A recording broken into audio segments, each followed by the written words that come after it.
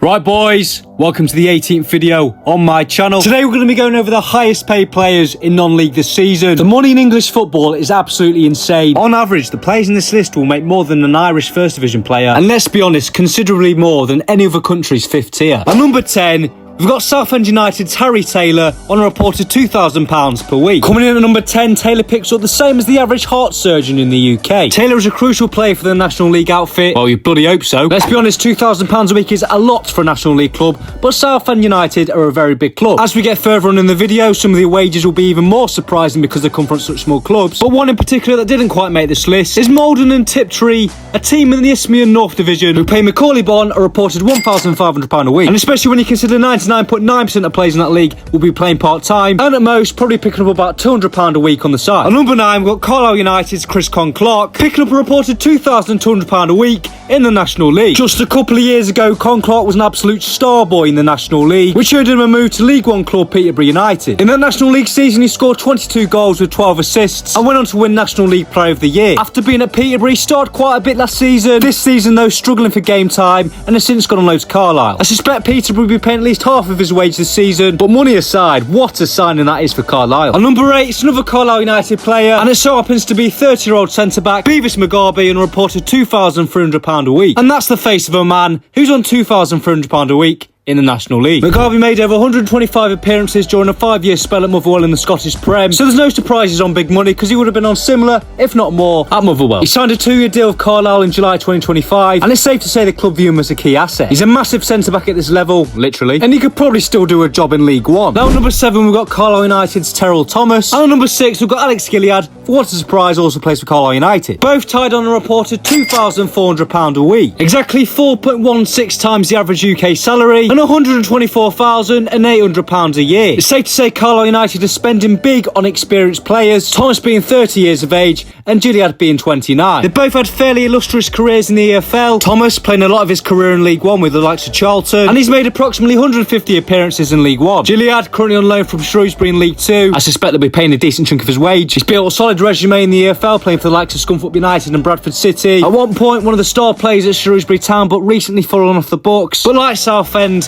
Carlisle are a very big club in this league, so it's no surprise a significant chunk of the players in this list play for them. At number 5, we've got Mo Sangari on a reported £2,500 a week. He plays for Morecambe. Yes, Morecambe, the team a couple of months ago was struggling to pay the players' wages, and a club on the brink of liquidation. Mental. Sangari is a Liberian international and a significant senior club experience. Played for the likes of Accrington Stanley, Livingston in the Scottish Prem, and Swiss side AC Bellinzona. Morecambe have obviously recently undergone a takeover and are in the process of a rebuilding phase. Sangari is a defensive midfielder with a good physical presence, which is often a premium role in the lower leagues, and teams often pay more for the engine room player. On number 4, we've got Maldini Kokori, a name some may say too extravagant for the National League. There's no such thing, you pillar. The 20-year-old is on loan at Morecambe from Arsenal this season. He's represented Albania at youth levels, and in 2025 achieved his first senior cap for Albania. His loan to Morecambe is a logical step in his development, getting minutes, building experience, and proving he can handle senior football. But that's irrelevant to the video. I actually can't believe he's only on £2,500 a week at Arsenal, but surely they pay most of that. At number 3, we've got Eastleigh's Aaron Pierre on a reported £2,750 a week. Eastleigh FC, not a big club by any means, but a very wealthy owner with big long-term goals. In recent years, they've been known for splashing the cash on players, but still not quite managed to get into the Football League. At the age of 32, Pierre has played over 300 professional games, including stints in the Championship and League One. That experience comes at a premium, especially for a defender who's been a consistent starter at higher levels. He's also an international for Granada, bringing leadership and composure to any back line, and evidently, with more National League clubs now operating like League Two sides financially, experienced pros like Pierre are in demand and they know their worth. On number 2, we got Carlisle United's Charlie Wyke on a reported £3,000 a week. A striker who could probably still be playing in the Football League. Wyke's goal scoring record speaks for itself. Over 100 career goals across League One, Championship and now the National League. He's a proven goal scorer and clubs in the National League are willing to pay for that kind of firepower. Wyke isn't just any old striker. He spent years in the EFL playing in the Championship and League One with the likes of Sunderland and Wigan Athletic. That kind of experience doesn't come cheap, especially in the National League where teams need someone who can perform under pressure. Now to cap off the list with the highest paid player in non-league this season, and it's Morecambe's Elijah Dixon-Bonner on a reported £3,250 per week. We've got to do the statistics. £14,083.33 per month, £169,000 a year, and an absolute absurd amount of money